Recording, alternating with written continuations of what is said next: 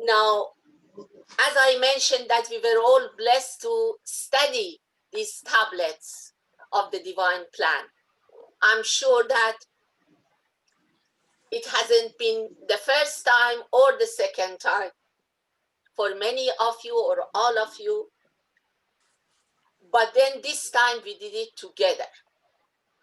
Now, as always, friends, when I read again one of the writings, however the fashion and method of it, then I remember this word of Abdul Baha in actually this passage from Abdul Baha in Persian, that he says, in alwah muqaddase faqat محض خواندن نیست.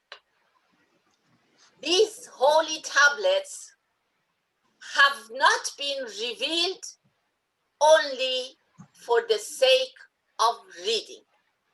And I think by that, what Abdul Baha is intending in here, it is that we have to carry on with the spirit, with the energies that are there that we have acquired.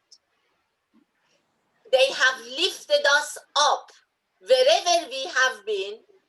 They have lifted us to go higher, to the higher level. And now Abdul Baha wants us that we don't come down. We use that ladder and proceed. Keep that alive. Keep that spirit powerful. Now, when I say that, actually very swiftly, I remembered of a passage from Abdul Baha himself that is very, really, when we reflect upon it over and over, we can feel that how really this passage will help us when in every 24 hours that Baha'u'llah has said that we have to bring ourselves to account, and he says that you are free to do it. Nobody will watch you except me. It will be you and me. There is nobody else, no interruption, no interference in that sacred relationship that you have with me. Once in 24 hours at least, Baha'u'llah has said that we have to do that. Of course, the idea is that with spiritual practice, we come to a point that we see ourselves in the presence of Baha'u'llah all the time. And that is what Abdul Baha has called the prayerful attitude. But now, as a command, he has asked us in his Arabic hidden words that he has said, bring thyself to account every day, meaning once in 24 hours. Now, coming back to what I was telling, that there is a quotation, there are many of them, but this is an example that maybe for some time or once in a while or every day, we can use it to see where we are in that strength. You know, I'm going to read it, and but then for you, and I will give the reference after I read it so that you can yourself reflect upon it.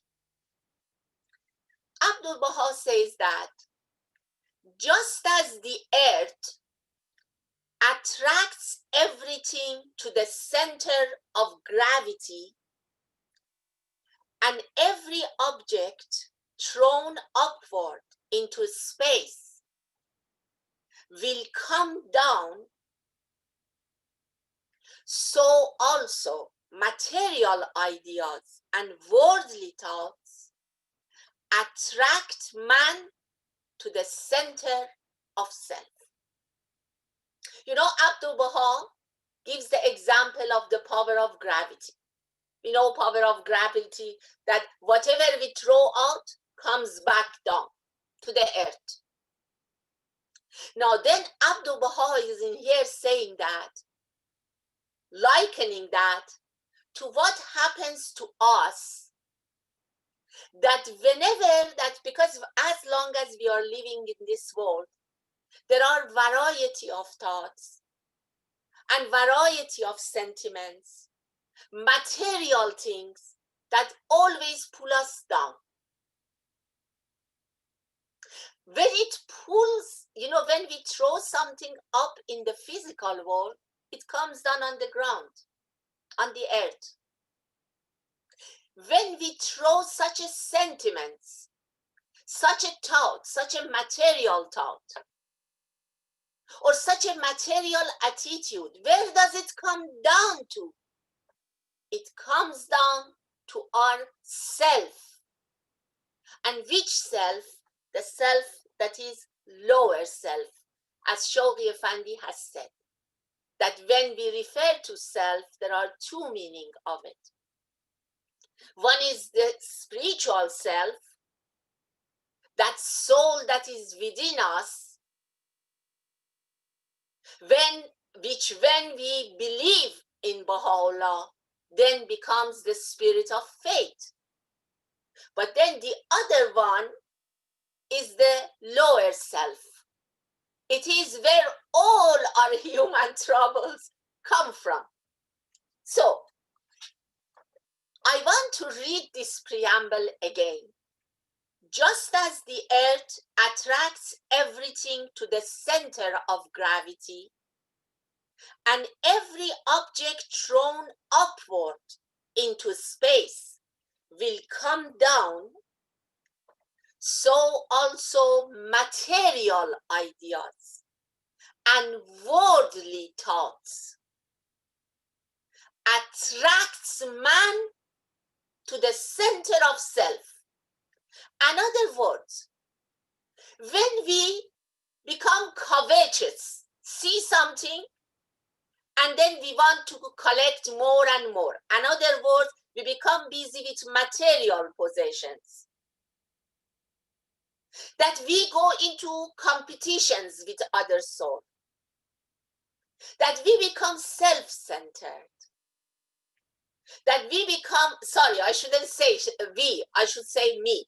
When I become greedy, when I may be moody and selfish, and think that the entire world should roll around me and what I like or what I don't like. Then what I do with these things, friends, when with every thought like that, with every sentiment like that, that passes, as Baha'u'llah says, the heaven of my heart, or the surface of my thought, and I do not capture it, and I do not control it, to hold it, to let it fade. If I don't do that, it will pull me down. So I will read the entire quotation, but what I am reading this, why I thought of this, that when I was saying that, when we read a writing, let's say this experience, of course, I'm just giving it as an experience. God forbid not to imply that this has been a very wonderful experience, because God forbid with any relation to this humble one. But I'm just using it as an example, that we become inspired mutually. Mutually, we learn from each other. Mutually, we are uplifted, okay? And maybe for a few days or sometime we are on that note and we remember the words. The key is to continue the spirit, to continue to be high, to continue not only be high, but go higher. And how we can do that? By continuing the writings, by making all these holy exhortations our standard, the lofty standard, so that they pull us up. So on that note, now With your permission, I will read the quotation and give the reference for you to go on, and then I continue with my humble, a few other thoughts. So, you know, I have been a teacher, God knows how, look at me how I am now. How would I have been when I was 13, the first time that I actually started teaching? Repetition. So, just as the earth attracts everything to the center of gravity, and every object thrown upward into space will come down, so also material ideas and worldly thoughts attract man to the center of self. Anger, passion, ignorance, prejudice, greed, envy, covetousness, jealousy, and suspicion prevent man from ascending to the realms of holiness, imprisoning him in the claws of self and the cage of egotism. Look, what are the words that Abdul Baha has used? The physical man the physical man unassisted by the divine power, trying to escape from one of these invisible enemies, will unconsciously fall into the hands of another. Again, you know, I was telling myself that we all, regardless of where we are, you know, in this world, we may think our enemies are something else. Abdul Baha calls these things an enemy. And then he also explains that that is why that, you know, we deal with one, we say prayers, we work on it, tomorrow we are tested by another one. Why? Because our lower self is there, and the other thought comes, the other sentiment, the other physical and material thought again pulls us down. What does that mean then? That we have to be vigilant and ever watchful. And then it is a best proof if we are ever daring to prove. Why? You know, so many friends may ask, why Baha'u'llah has said every day you bring to account? Well, that is why Abdul Baha is explaining. Then Abdul Baha says, no sooner does he attract to soar upward than the density of the love of self, like the power of gravity, draws him to the earth. Again, now here Abdul Baha with every line is giving more reasons and explains to us so candidly, so with such a simple language. He says that because you love yourself so much.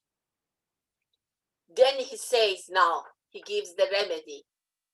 The only power that is capable of delivering man from this captivity, Abdul Baha uses that word, from this captivity, is the power of the breath of Holy Spirit. Then he says that, you know, if you go and through the writings and focus on that holy power and ask for divine assistance, then he says, then you can with tranquility continue your journey through the illimitable space of the teachings of Baha'u'llah. So in other words, friends, when you read it yourself, you will reflect upon it, and I hope that we can, you know, you may at least agree with some of the things, is that Abdul Baha is also saying that when we journey through the teachings of the faith, we get challenged, we get tested by it. We may be finding it difficult. We may be finding it hard to focus upon. And of course, for every one of us is very different. So therefore, this is one of the things. And first of all, let me give the reference. It is from beloved Abdul Baha, Bahá'is Scriptures, chapter 9, page 986. Now, friends, last time I had said that, as an introduction, I may give a summary, swift summary of the themes, spiritual inclinations, and references that Abdul Baha gave, that we should acquire qualities, strengthen our heavenly qualities. So when I thought, I said that, how about if just bring other references with the same things? And then, just that kind of extend those things so that we go over and over to these tablets that we should. I definitely will, and absolutely I depend upon them. Then that will help.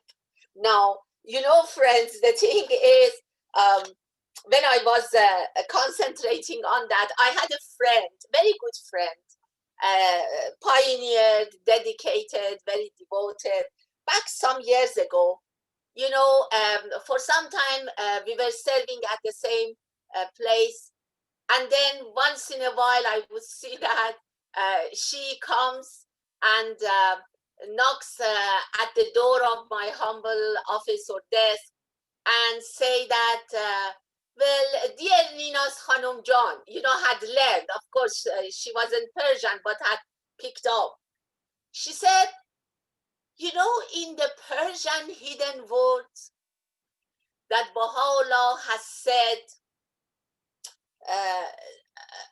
talked about the fire of self overcoming, nafs nari غلبه کرده. There is a Persian hidden words that ای مهاجران لسان مخصوص ذکر خیر من است، به غیبت میالایید و اگر نفس ناری غلبه نماید به ذکر عیوب خود مشغول شوید، نه به غیبت خلق من. Maybe I didn't say it exactly, but I got as close as could. So that part, another word she was to say that, my dear, nafs nari غلبه کرده. It means that the fire of self has overcome me. She comes to me. And then I would just make a joke to her and I say, what are you saying now? You want me to stop my work? And then you talk about whatever faults you have seen? You want to gossip? And then, I would just say a few things and we would laugh. And then she would say that, do you know why I came to you? Because I knew that you never have ear for gossip. So I said that, let me go and tell to her so that, we get over it. And then we would see and talk, chat a little about other things and maybe say a prayer, and that was it. So I just remember it oftentimes myself, because from everything we learn and it registers. So sometimes that, something, of course, you are all human beings, affects me, annoys us, whatever that happens, wherever that we are. Then I say to myself that, well, nafs nari غلبه کرده, the fire of self have overcome, and I have to do something about it. So I giggle to myself, then I know that, what we should do. We read the writings, we reflect upon it, we turn to Abdul Baha, please help us. And then, friends, with practice, when we do that, practice makes us stronger, like aerobics, like any sports. It makes us stronger. So therefore, even for the athletes at the beginning, they never could dream that they could achieve such accomplishments. The same thing Abdul Baha says. Abdul Baha says, and he uses the word sports, varzish. Therefore, the more we do that, we think that we are doing it every day and it doesn't go anywhere. It does go many places, good places. So this is another thing that in relation, I'm just saying that for you, if you like to remember, and then when we read ourselves on our own now, some of the passages of the tablets, then we can say that, this theme relates also to that passage. This theme also relates to what Baha'u'llah says in Hidden Words. There is another thing that I wanted to say that, you may wonder, this lady, why she's emphasizing so much on it, on being selfless, on the purity, on looking to the spiritual strength, and for us to strengthen ourselves. Honestly, friends, because personally, if ever I have felt that I could do something that at least, however inadequately, had been effective on the path of Baha'u'llah, it is when I have been conscious of the fact that should be on hold, should be on guard of this lower self, sincerity and purity. And why? Don't think that this is my own spiritual genius, because Abdul Baha said so. Abdul Baha said so, that whatever we do depends on sincerity and purity. And then the other thing that he has emphasized, quoting Baha'u'llah, is faithfulness. What is faithfulness? Faithfulness is allowing oneself to continue the love. And I want to connect these two together. It helps me, and I am hoping that it may be of some food for thought for all of us. Friends, in the thought that we should be pure, we should be sincere, we should always see ourselves in the presence of Baha'u'llah, that we should, whatever we may think that we are accomplishing, we always give the credit, not just on our lips, from all our beings to Baha'u'llah. Then we are faithful truly to that love that we have for his beauty. These go together. It is in the friendship, friends. It is in friendship. If I'm not sincere with someone, but, out of some other reasons, I try to be friend with someone, one way or another, that condition will vanish. Meaning, the purposes for which, other than pure love, if I was with that gathering, with that friend, after the conditions are not there, or my agenda is fulfilled, I am gone. That doesn't continue. So you see, faithfulness and sincerity go together, and it goes beyond the spiritual, the physical connections. That is why that the distance is of no consequence. You remember when Abdul Baha visited the North American countries, especially in the US, when he was living, he said that I am living in physically, but I will always think of you. And we will always be together. And when it is so, friends, that friendship even goes beyond this nether world.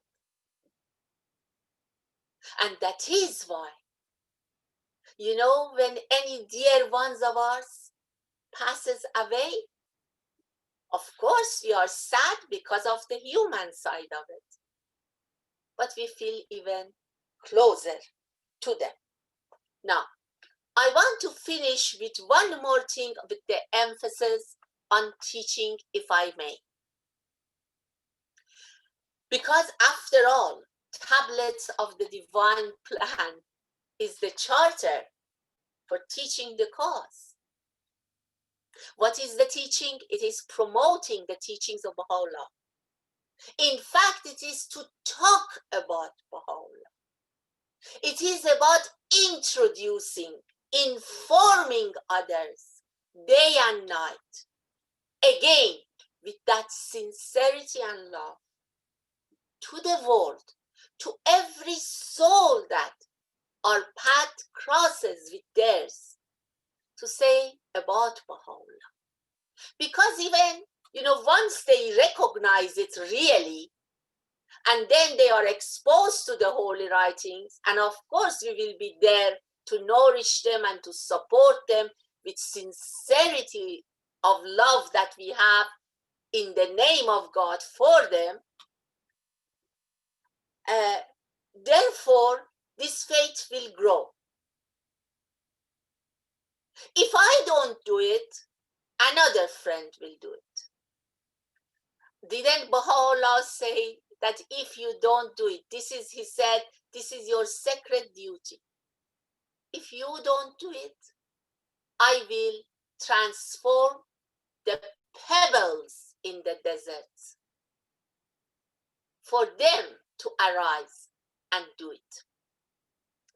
Now, I just want to say this from the passage that the Universal House of Justice in 158 in Persian, a letter from the House of Justice, it is in Persian.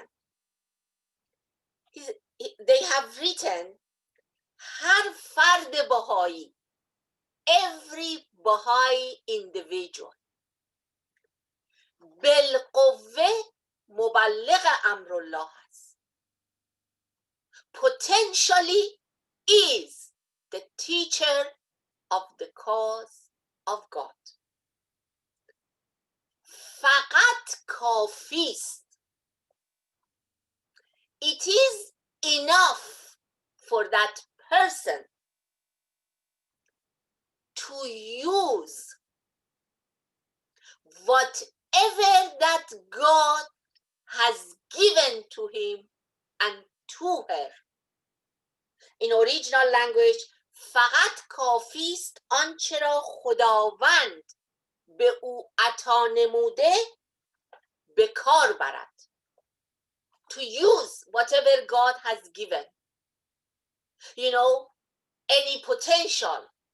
God has given every one of us everything, but those potentials, those talents are different and in different degrees of different kinds. But everybody has those gems potentially.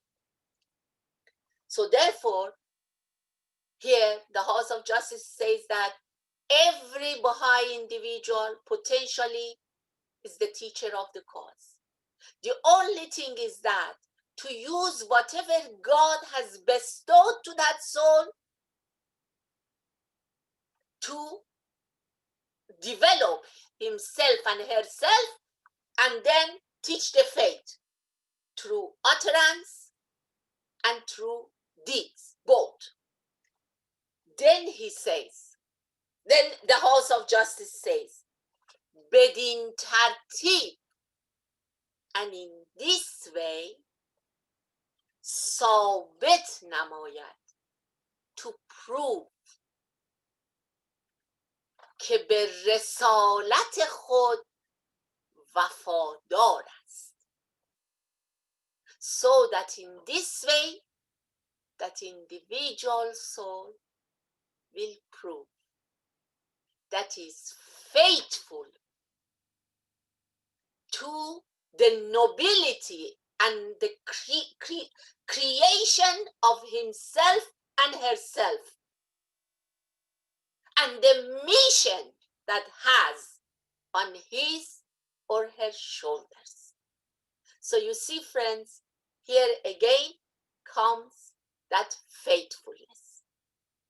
So this is actually, to me, however very humbly, and just a few points, it connects many of the themes that were in these 14 eternal tablets revealed by the pen of Abdul Baha, the charter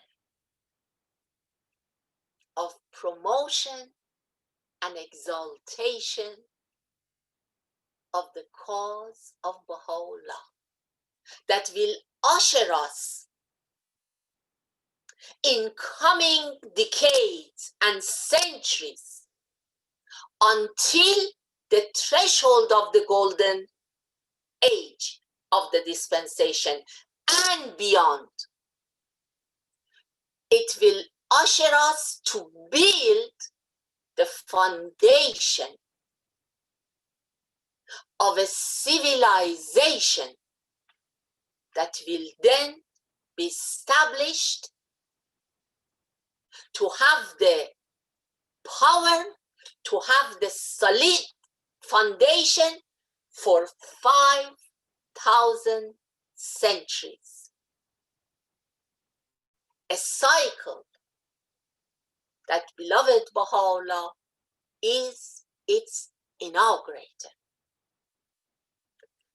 One thing is very important, friends, and really should keep us with joy, us flying always with happiness. The inaugurator of a new cycle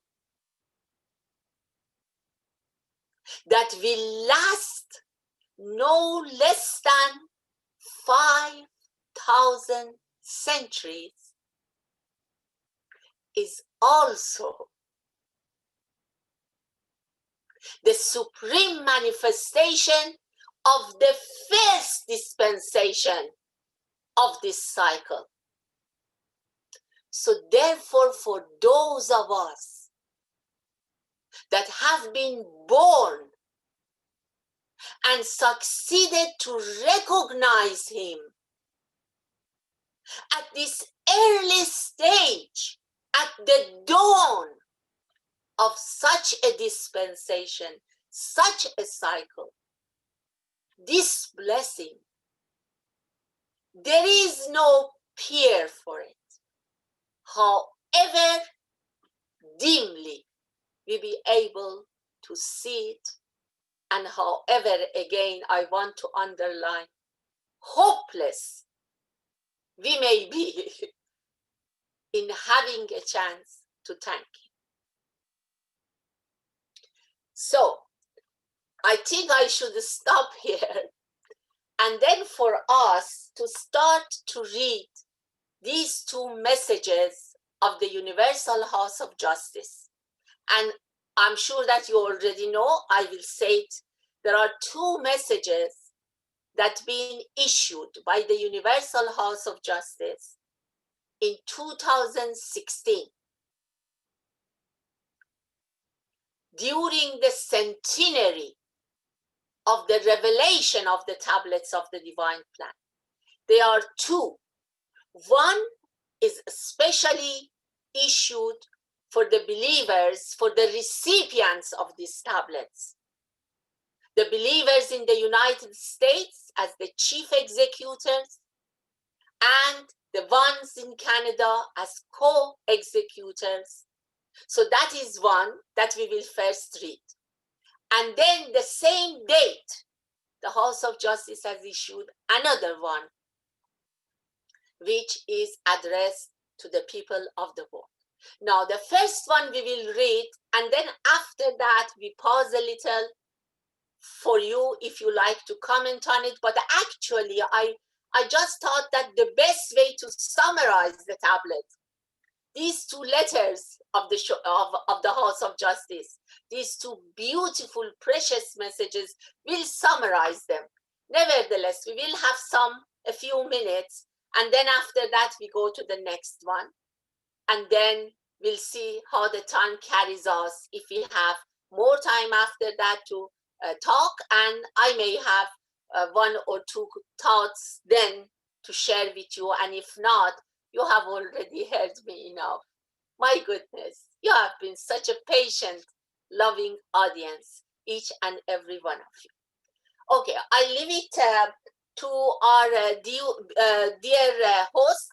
I don't know whether you have them ready to share, or would you like me to do that?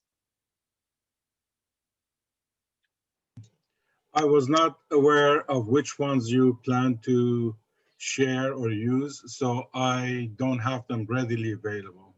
Okay, so so why don't you? I have it ready here. I can share it, but I mean, if we need to share it, but if probably friends don't have the copies, or not all of them, anyways. Yeah. So maybe we can think of one reader or two. I don't know whether one reader, maybe perhaps we would. I leave it to you, or two or three. It's up to you. This part is your department. I'm not interfering. Any volunteers for reading parts of these passages? I can read some. Okay, Simijan, thank you. Sure. I can also read some. Okay. So we need perhaps three people. What do you think?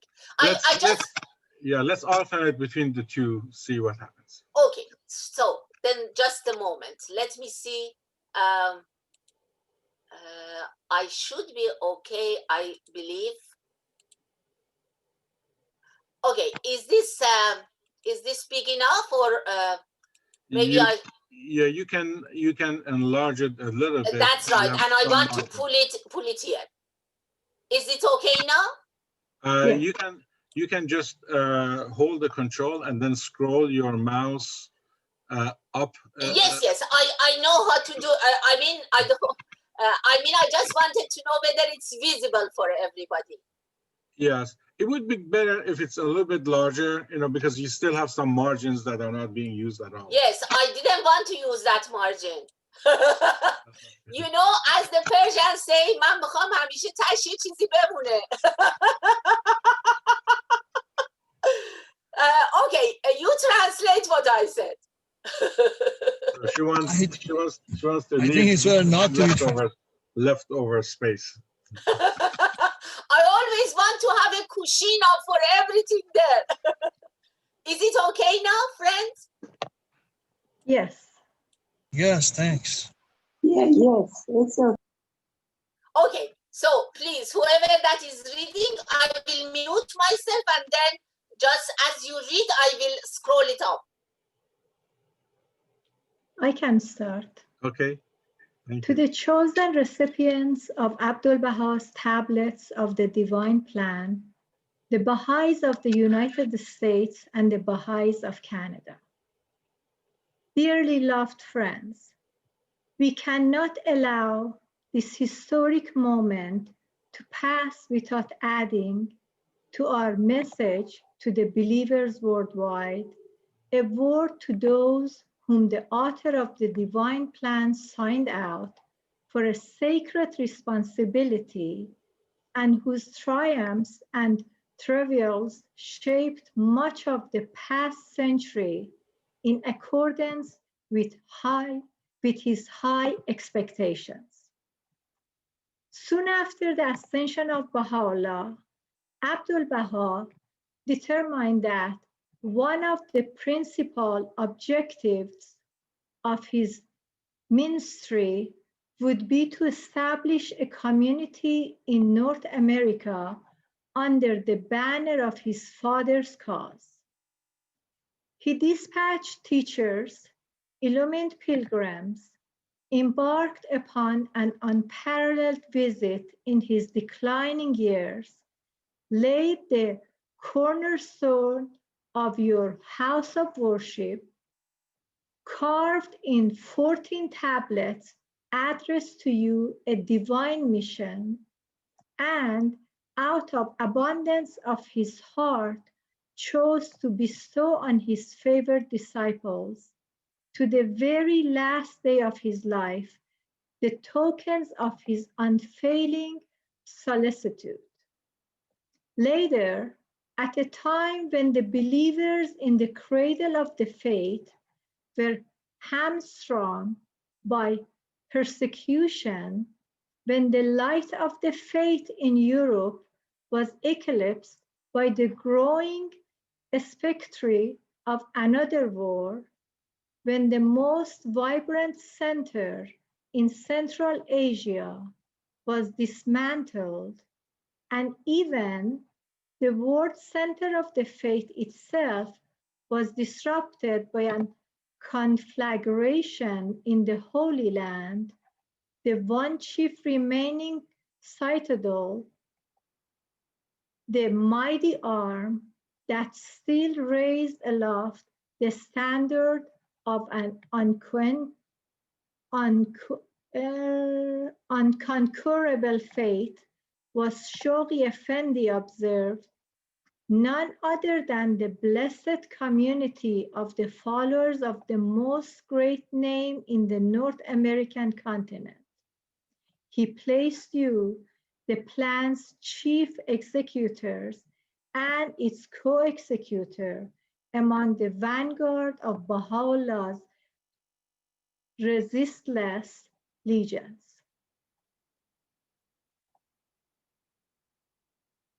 A little bit lower, please. The first line is covered.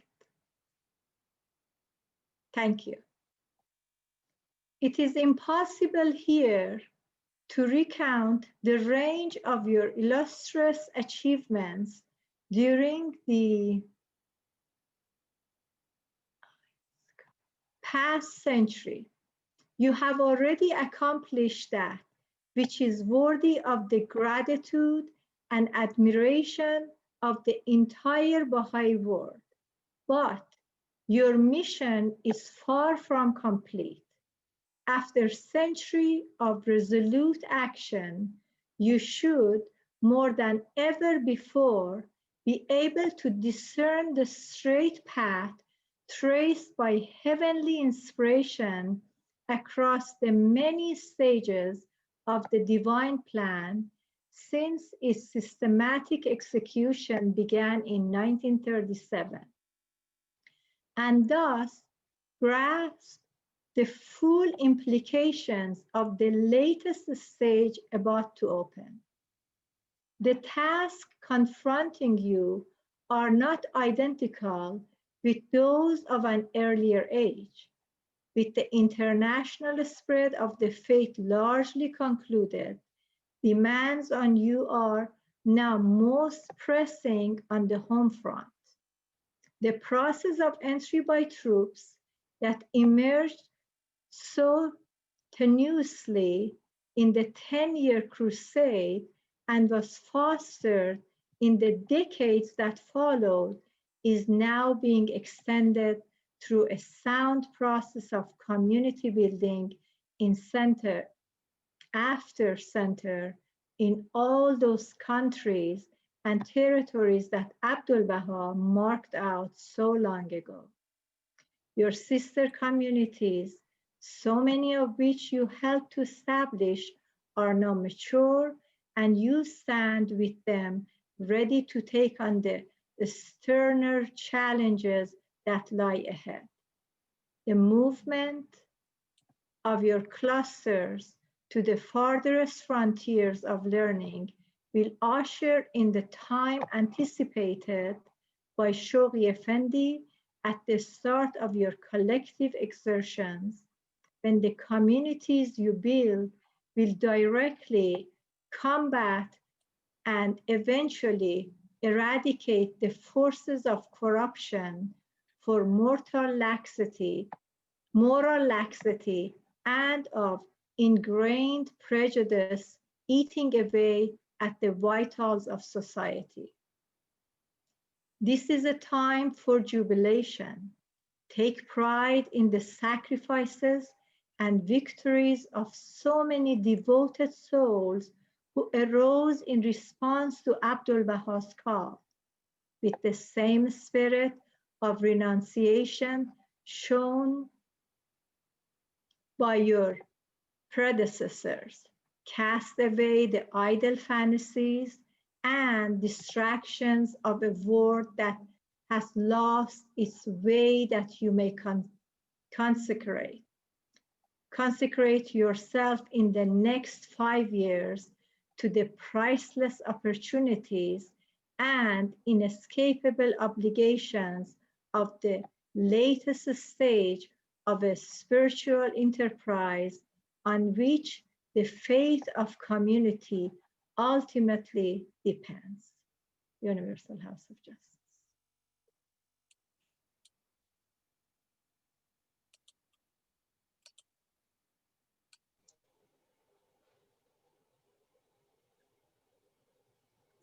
Okay, beloved friends.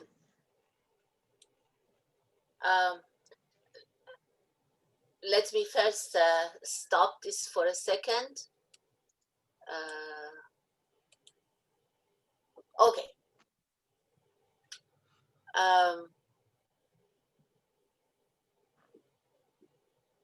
What happened to the second reader? I'm here, but she Oh, did you're it there. also. No. Okay, I just wanted to, because I couldn't see you. Okay, before we move, friends, any reflections, any thoughts that you like to share related to this precious message of the Universal House of Justice? The three parts, the corruption, the moral laxity, and the ingrained prejudices that was eating away the vitals of the society. That's right. So from the message, how you are inspired to say that, how then we are invited to actually work on remedying that, or helping the humanity to remedy that. It's the double crusade, within, without. And the House of Justice is lovingly appreciating what the American community, Baha'i community has done, and is encouraging them, but at the same time reminding that the work is not complete. And many of the sister communities that this wonderful American Baha'i community has helped to make all around the world have now matured. And hand in hand, American Baha'i community can walk with them and accomplish the goals of the minor plan of God. Now, building on what you said, I believe you are Mr. Shervin. That's right? Yes. Yes, I'm sure, Vin. Yes. Yes, I know you by your voice more than, so just building on that, the House of Justice is underlining and telling to the American believers, the recipients of the tablets of the divine plan, that those very communities across the globe, that you help them to grow. Actually, many of them, it's just the saplings started by the United States, believers from the United States or North America to begin with. Now, the House of Justice is underlining on the fact that those communities, the seeds that's been planted, germinated, and they grew, became strong trees. Now they are communities that really, they are so vibrant, they are so bright, they are so strong that really many of them, they set examples to rest of us. And I hope that I am not alone in thinking of that. Now, what happened then, friends, that a country or a northern part of a continent helped other parts of the world to grow and to build capacities and to become independent communities. Not just independent communities, but strong, flourishing, spiritual edifices in the administrative order of Baha'u'llah. So therefore, then they became a peer. In fact, as I want to underline that, be humble, not just the peer. In fact, to be a one that we should set as our example in many parts of the world. Now, as the House of Justice is pulling us now, saying that, you know, that international spectrum now is taking care of itself. Now we have to internalize. Now we have to come back to home front. Then, friends, the same thing should happen in every region. The same thing should happen in every cluster. The same thing should happen in our neighborhood. What does that mean? It means that maybe it starts from me on one neighborhood. Maybe I am the one that takes the message there. I start the institute process. I start the first devotional. I accompany the others that hear and start doing that, help them. But then once they grow, they become independent, then I humbly not only consider myself their peer, but I actually allow them to lead me, to be my example. You see what I'm saying? I'm talking about the spirit. You know that we say the mode of learning and humble posture of learning. This is how I understand. And it doesn't mean that if I sit with those that 5 years ago, maybe I taught them A, B, C, D in this process. But one, now that they are strong, and I sit with them in the reflection gatherings, I sit with them in the conventions, I sit with them in our neighborhood, whether they are of tender age, whether they are of, you know, a difference in age or whatever.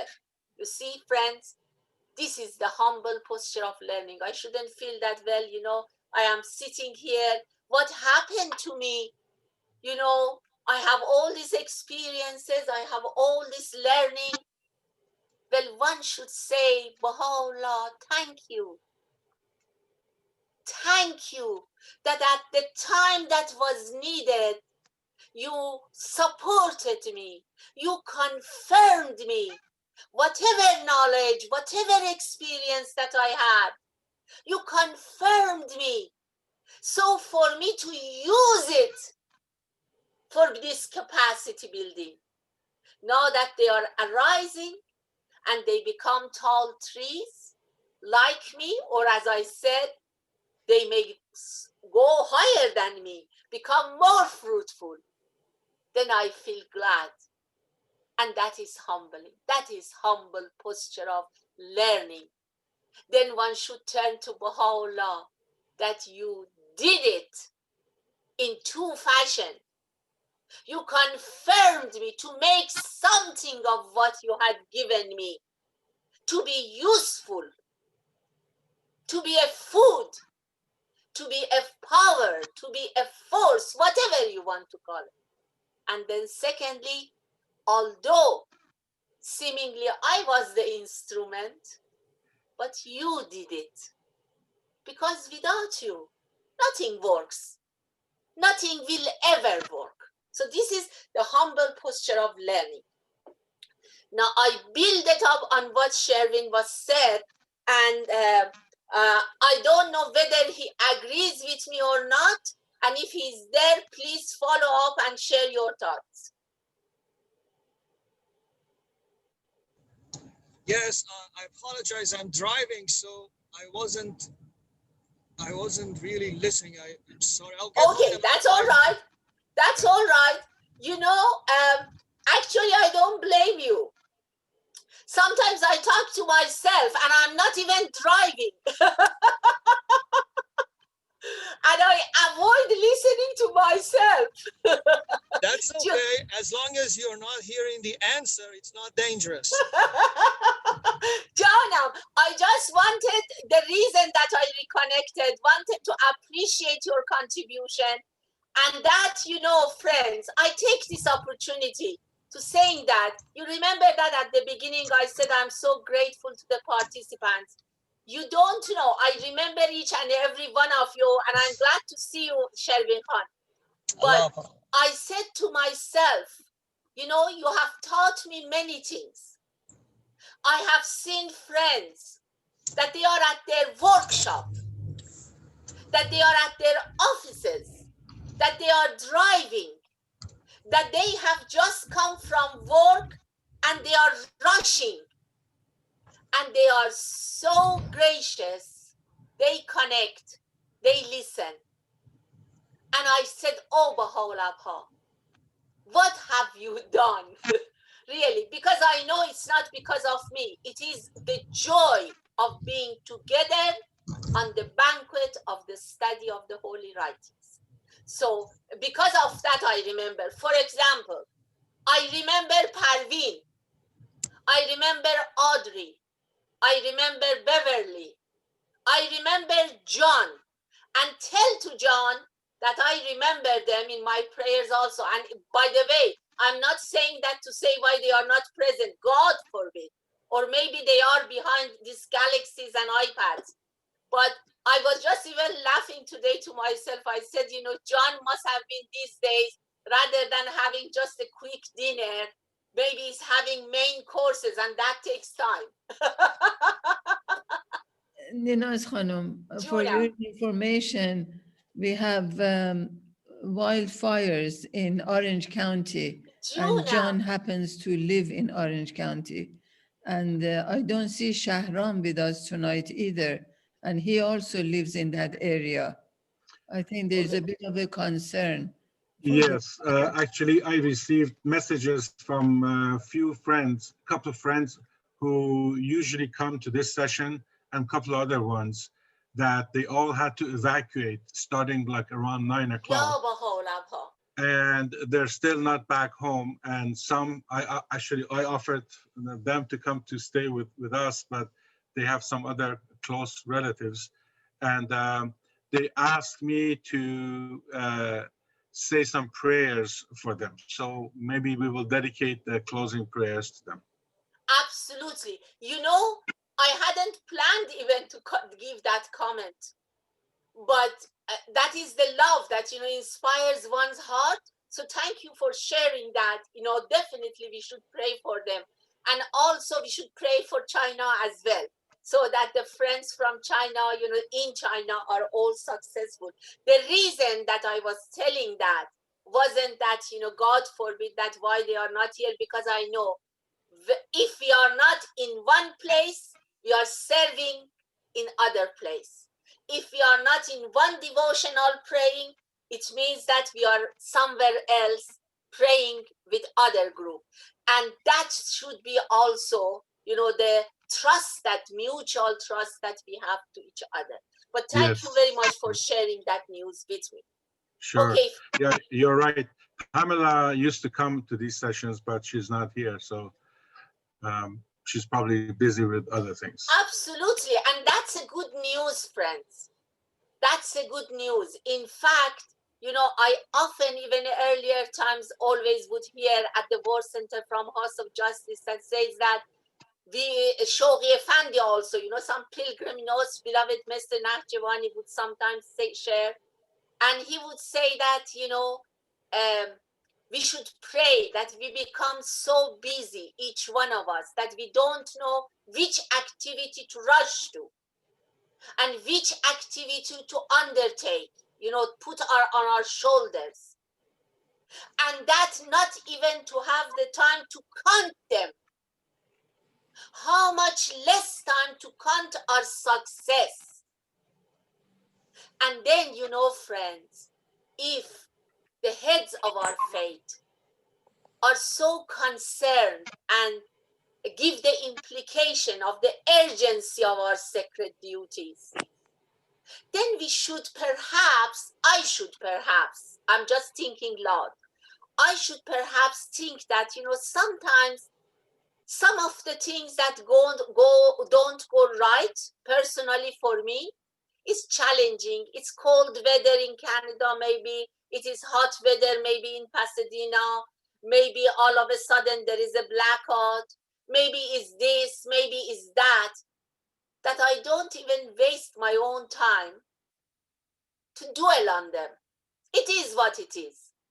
As Abdul Baha has said, in needs begzarat. This will pass. The fleeting world and whatever that pertains to it is passing. So then actually there is a passage that every day I say to myself, Abdul Baha has said that, let the fetters, or the touches, the fetters of anything that comes to pass, let them not to affect you. Just, take them off your being. And then entrust all your affairs into the hand of God and submit to his will. And on that note, I hope that all of us, while praying for these dear friends, I'm sure that these friends are just doing that. We don't know what tomorrow will bring for each and every one of us. The idea is that when we soar higher than our platforms, circumstances, and conditions, friends, then even if they touch us, they will not go deep to pull us down with that sense, that power of gravity.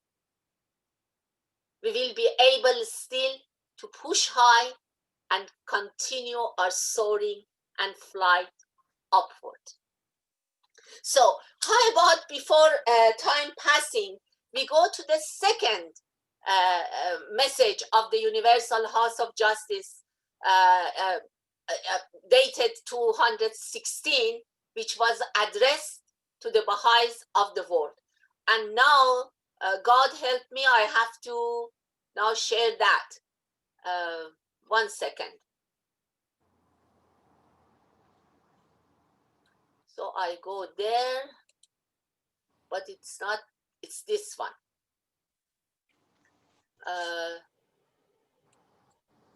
Are we good, friends? Yes. Do you see that clearly? Yes, it's good. Okay, please. To the Bahá'is of the world, acting under the mandate of Abdul Baha. Hold on a second. Let me just move something. Okay, great. Dearly loved friends, today at dawn, on your behalf, the members of the Universal House of Justice gathered with the members of the International Teaching Center in the Master's Room at the house in Bahji to commemorate the pivotal moment when the first of the tablets of the divine plan was revealed by the pen of Abdul Baha. Prayers from those wondrous tablets were offered in thanksgiving for the glorious achievements of the past. Divine assistance was sought in support of the labors required in the forthcoming stage of the plan's unfoldment. And heavenly bounties were implored to ensure still greater victories in meeting the challenges of future stages, one after another, reaching as far as the fringes of the golden age. The divine plan, that sublime series of letters addressed by Abdul Baha to the Bahá'is of North America between 26 March 1916 and 8 March 1917, constitutes one of the mighty charters of his father's faith. Set forth in those 14 tablets, Shoghi Effendi explains, is the mightiest plan ever generated through the creative power of the Most Great Name.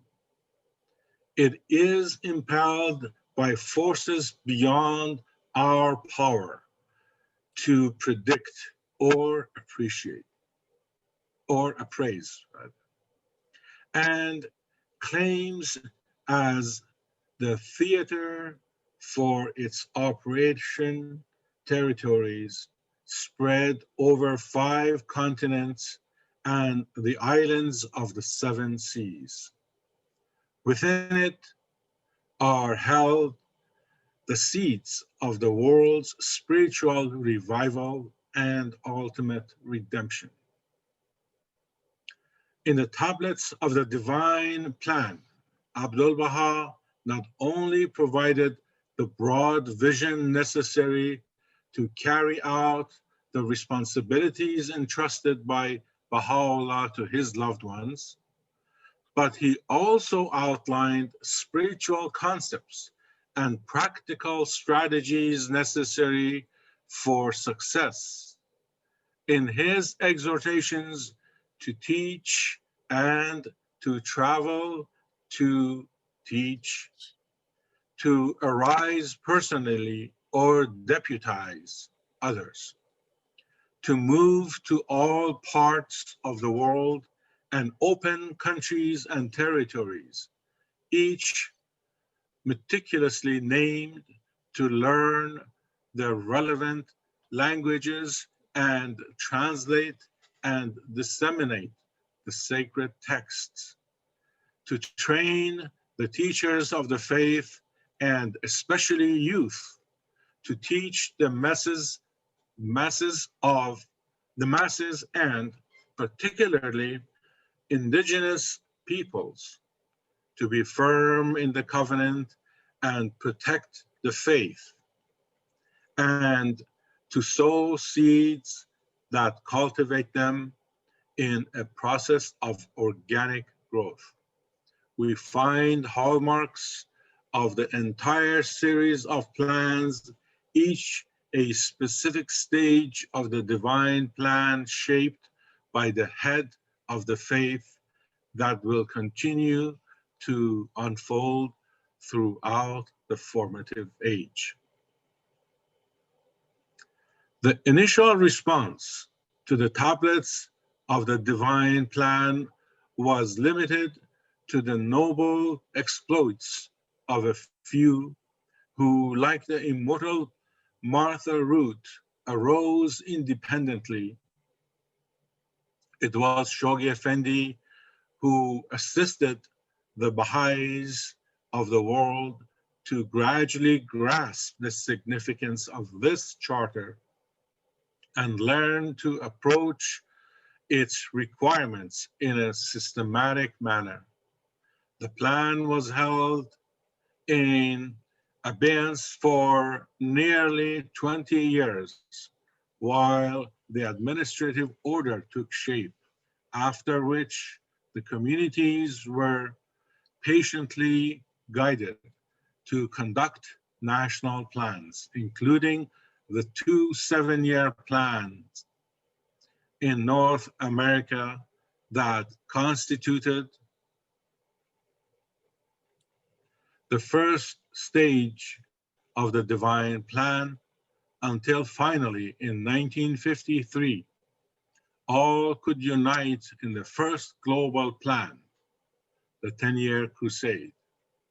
Shoghi Effendi looked beyond that crucial decade to, quote, the launching of worldwide enterprises destined to be embarked upon in future epochs, end of quote, of the formative age, quote, by the universal house of justice that will symbolize the unity and coordinate and unify the activities of these national assemblies, end of quote. The divine plan continues at the present time with the intensive effort to establish a pattern of community life that can embrace thousands upon thousands in clusters that cover the face of the planet. Let every Baha'i appreciate more deeply than ever before that the provisions of the next stage of the divine plan set forth in our recent message to the Counselors' Conference comprise the challenging requirements of the present hour. Requirements both urgent and sacred, which, when sacrificially and persistently addressed, many hasten the advent of that golden age, which must witness the proclamation of most great peace and the unfoldment of that world civilization, which is the offspring and primary purpose of that peace. How is it possible to adequately convey our feelings of irrepressible love and unbounded admiration as we reflect on the exploits of the members of your communities, past and present, in pursuit of your sacred mission?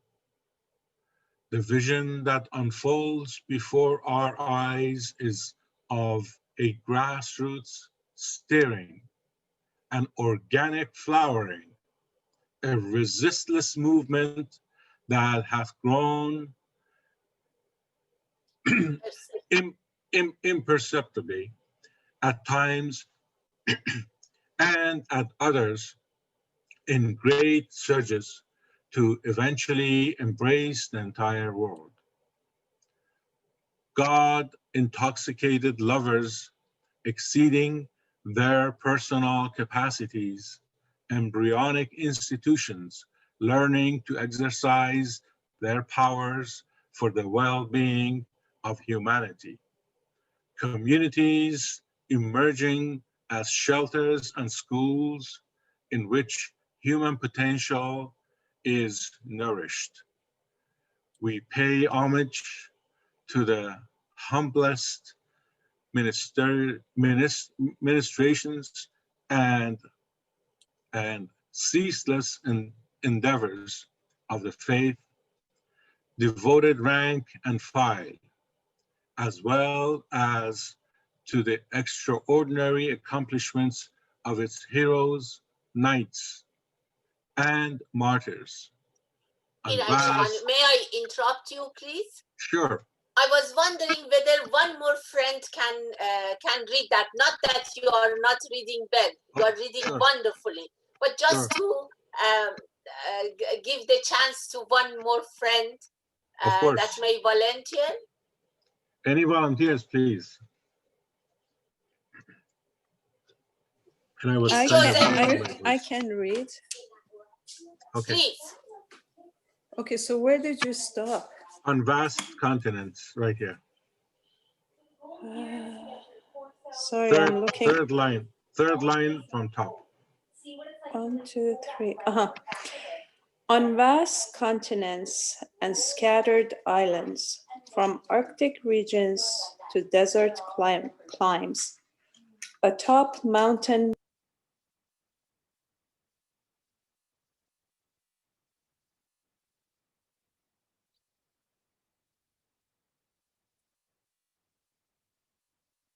I think something happened.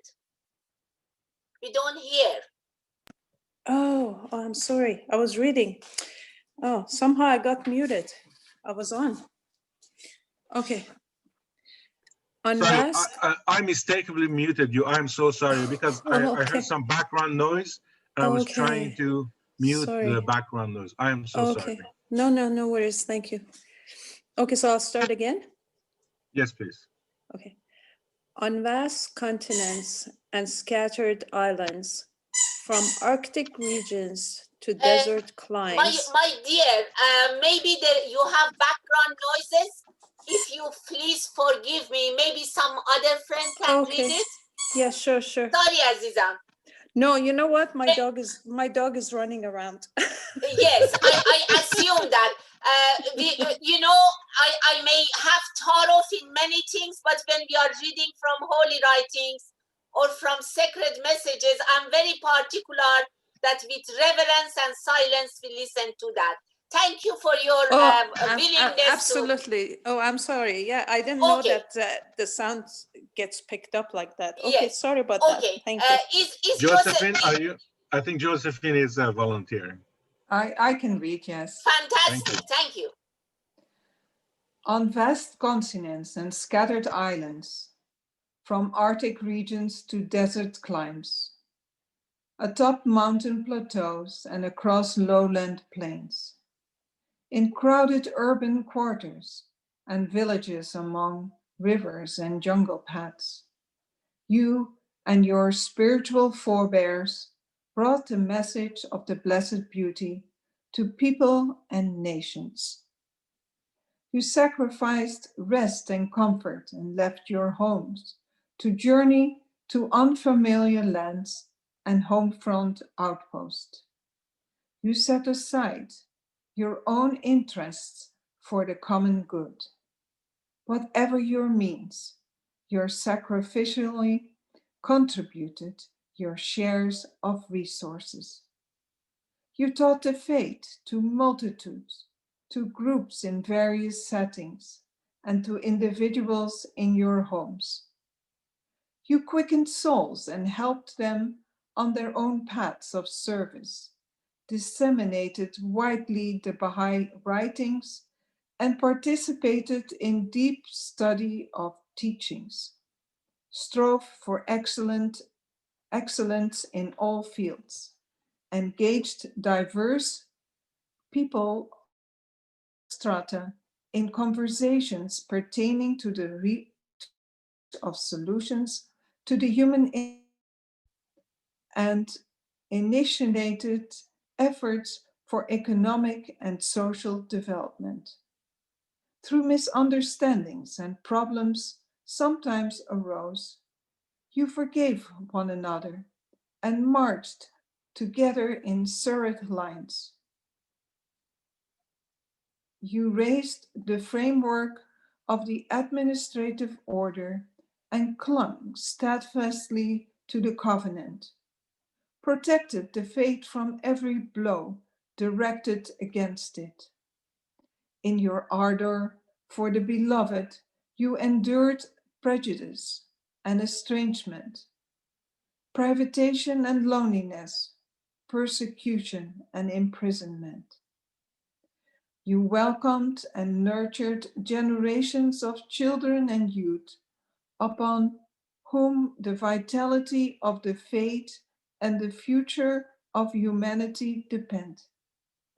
As tested veterans, you heeded the Master's admonition to serve until your last breath. You have written the story of unfoldment of the divine plan on the scroll of its first century. Before you, beloved friends, lies stretched out a blank scroll of the future, on which you and your spiritual descendants will inscribe fresh and lasting deeds of renunciation and heroism for the betterment of the world. The Universal House of Justice.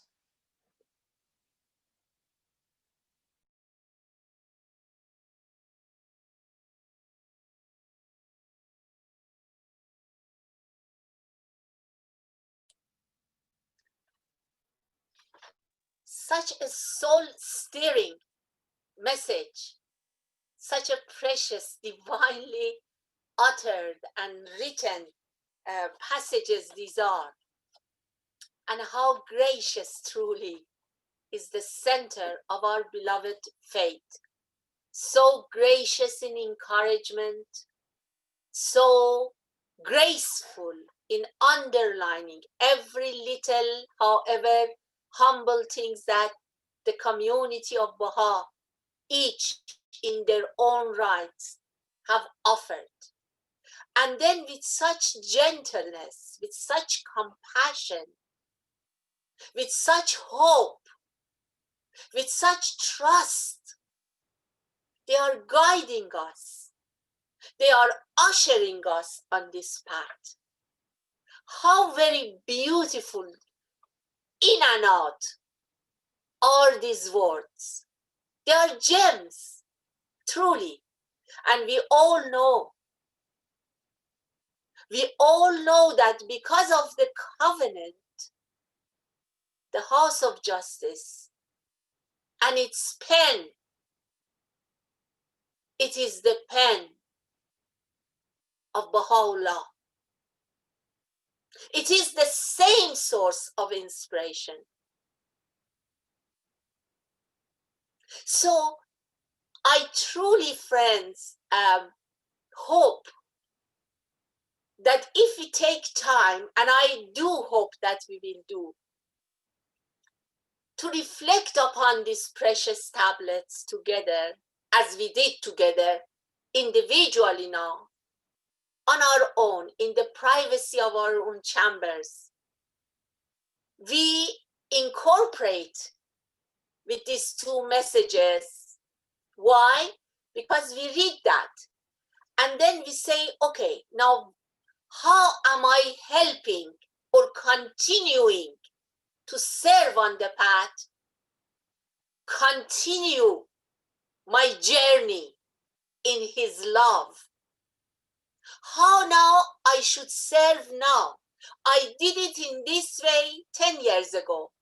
I did it in this way 2 decades ago, depending on our ages and our circumstances. This is how I did it 50 years ago. If I am 18 years old, I did it when I was in the children classes. Now the House of Justice is showing us, is holding our hands. Now what you do. Friends, we have learned that it is an ABC for us, learning about the progressive revelation of all the religions. Now in the faith of Baha'u'llah, everything is a process too. It's progressive. The garments change, the methods change, the plans change, the instruments change. But the covenant is the same. The holy writings is the same.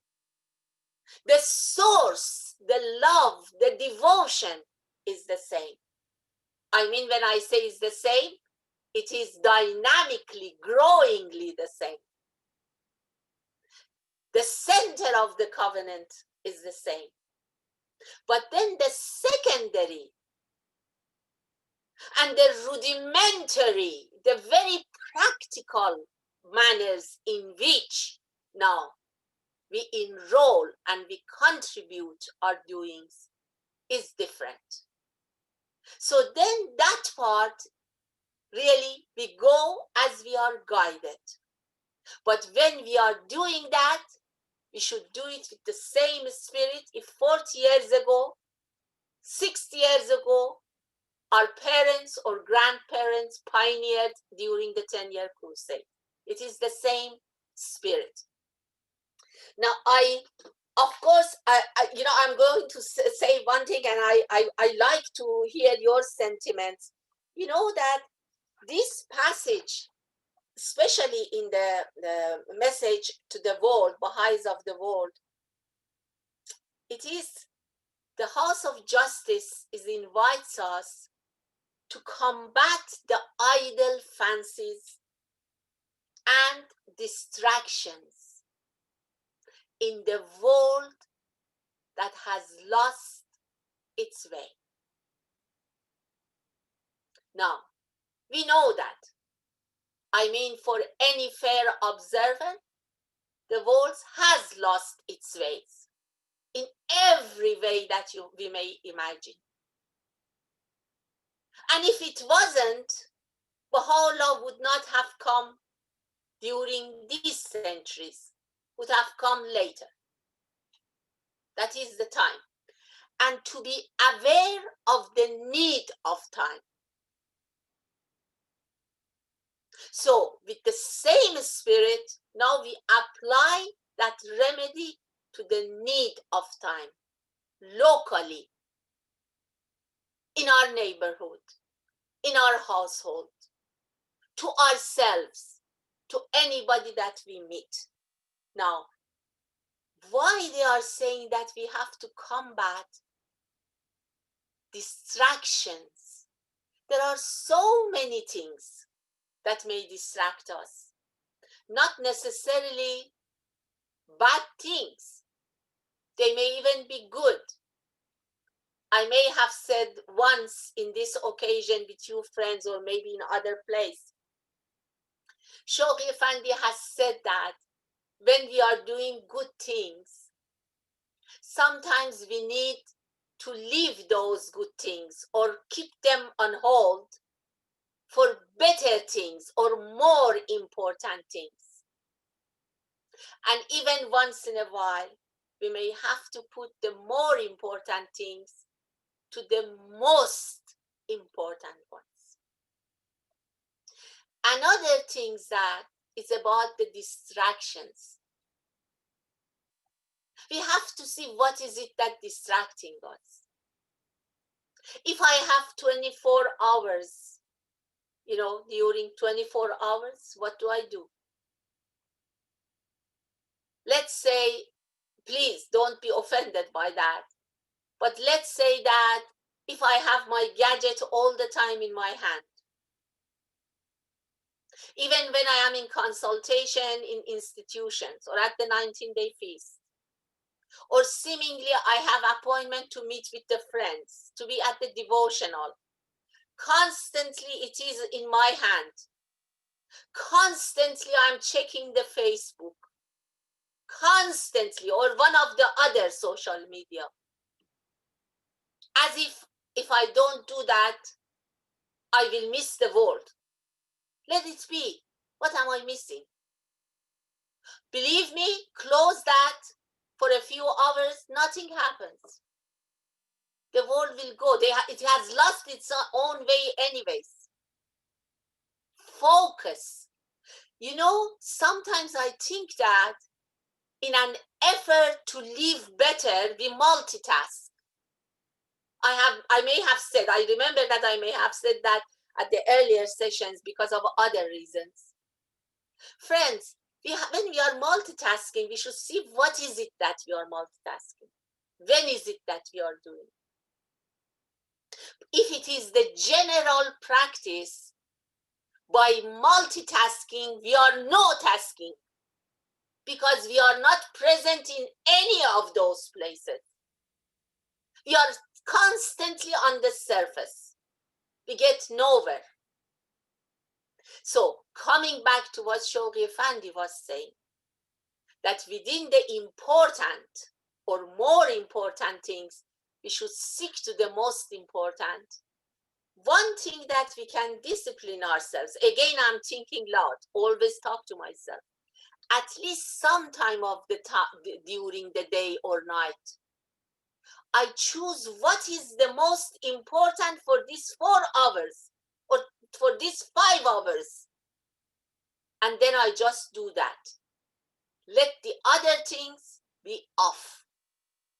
Be present. Oftentimes, the people of this world, which has lost its way, the reason is because they are not focusing. They are not present, friends. And when we are not present, when we are walking, we lose our way. We go and all of a sudden realize I have taken the wrong bus, I have taken the wrong flight. Don't we have 2 days ago somebody has flown 2,000 miles or kilometers away from where she or he was aiding? Now, of course, maybe there is other reason about that, but I'm just taking it as an example. To be present. When we are present at a devotional gathering, when there is a prayer being said, we are present, even if it is 3 minutes. When we are reading the writings and we are present. When we are present, friends, it affects. It means something. When we are not present, nothing goes, nothing happens. And why I am saying that? Once I may have said, without the writings, friends, I don't, you are all intelligent, wonderful people, experiences. For me, I know myself.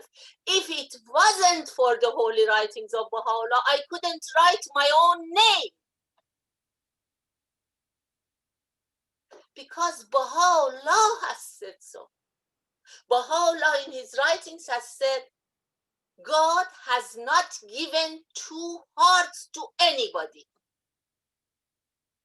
When you want to do something, you have 1 heart. You should, with 1 heart, whole heart, focus on that. God has not given 2 minds to anybody. You see, friends? But then we will lose. We are not present. So again, I'm not, God forbid, telling that to you. I was telling to myself as my contribution after reading this message of the Universal House of Justice. Now, I want to see any one of you that like to share any sentiment, anything in the light, or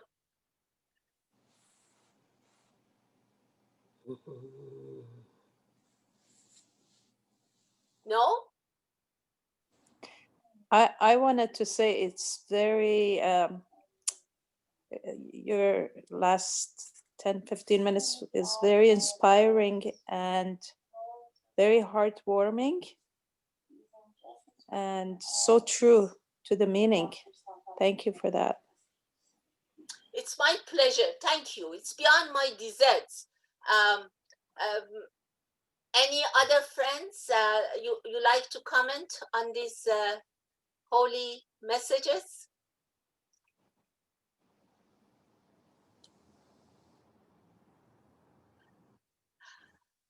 Okay. I just want to make sure that I don't miss anybody. I don't see any hands. Are you reflecting? Do you want to share, but we haven't seen you? Do we need more time to absorb? Yeah, I don't see any hands up. Okay, friends, we will say 2 prayers, I suggest.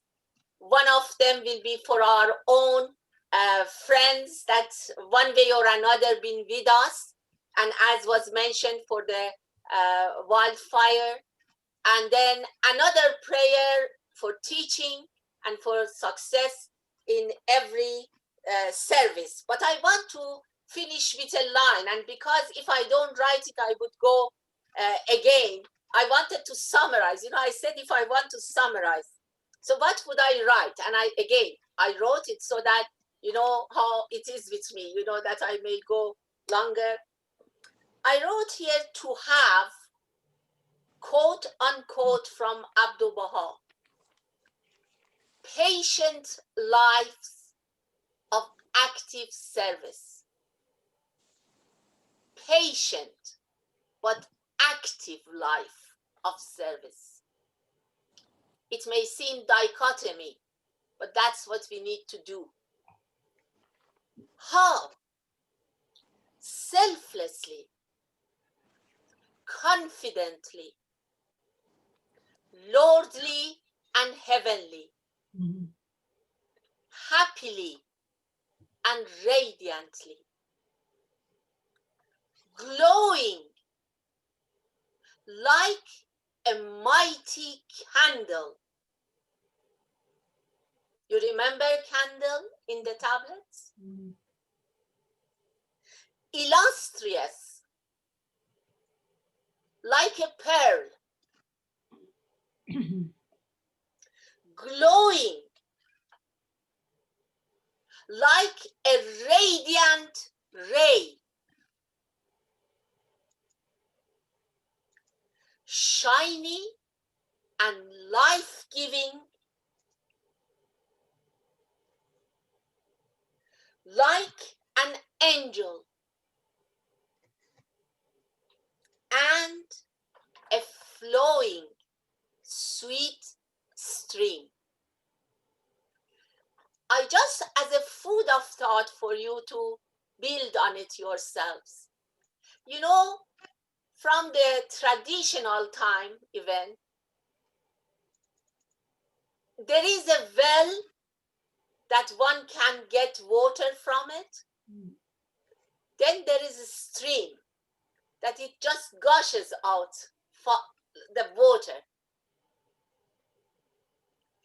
In the writings, always the example for us to be ever giving, generously giving, flowing, life-giving.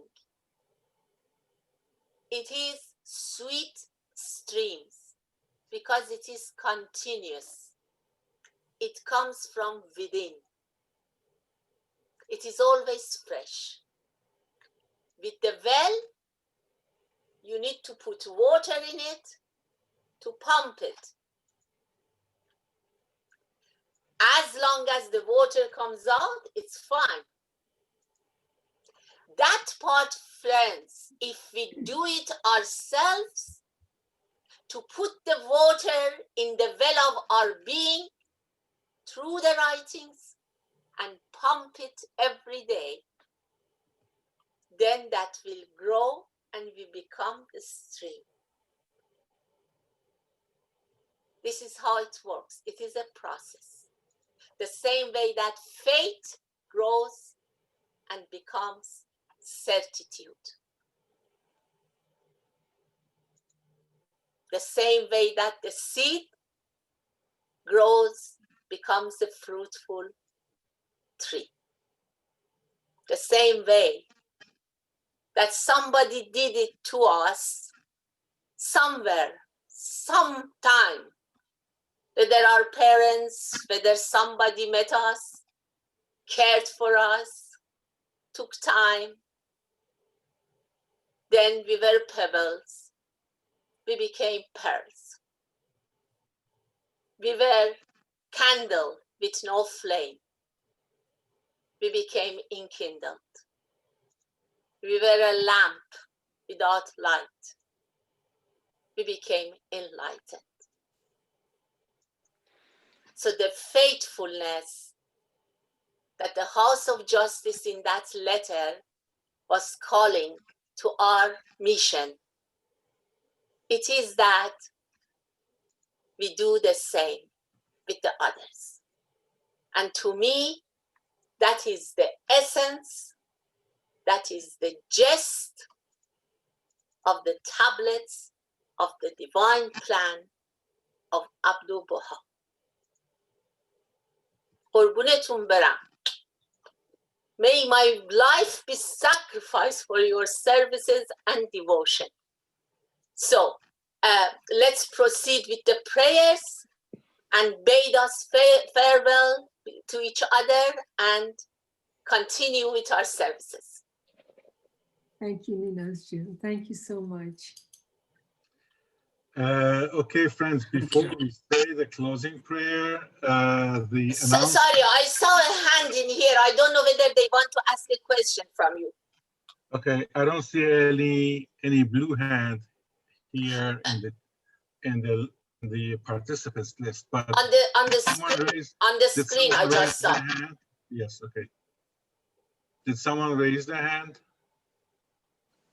Yeah. I'd like to appreciate that your talk, it was so useful.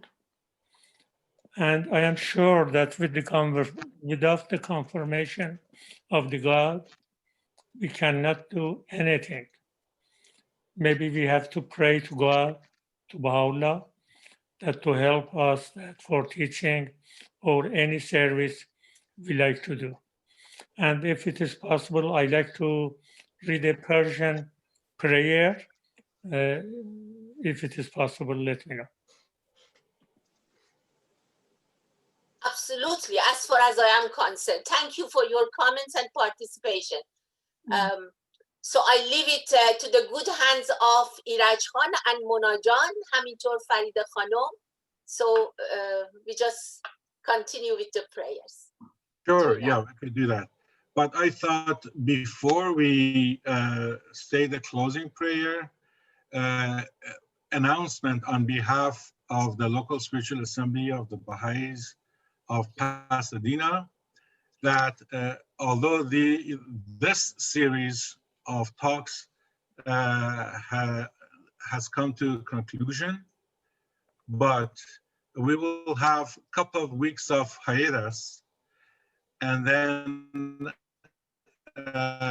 we will have another series of studies and consultation and reflection on a different topic. Starting with November 16th, we will have at the same time, 5:30, November 16th, starting at 5:30, we will have another series with Ninaz Khanum on the dispensation of Baha'u'llah. So that's basically the announcement. So we will start the dispensation of Baha'u'llah on November 16th at 5:30. So that's basically the following series of discussions. And we will have a announcement for Zoom and for email that we will distribute both through email and through WhatsApp with the groups that we have. Mm-hmm. Thank you. Yes. Any questions? Okay. Looking forward to those. Thank okay, you. Wonderful, wonderful. We are looking forward to those also. Mm-hmm. Okay, so with that, please go ahead. Let's have the closing prayer. Okay.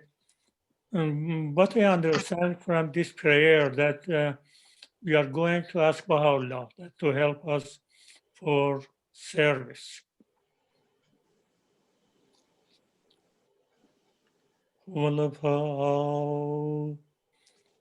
ای بنده حق دست شکرانه به درگاه خداوند یگانه بلند نما و بگو ای بها جان جانم به فدایت. ای دلبر نازنینم، ای یار دلنشینم، عنایتی فرما که در ملکوت ابهایت با رخی روشن و وجدانی چون گلزار و چمن را یابم و در خدمت امرت کوشم و جان در رهت افشانم و خاک ره احبایت گردم. انک انت الکریم الرحیم. ای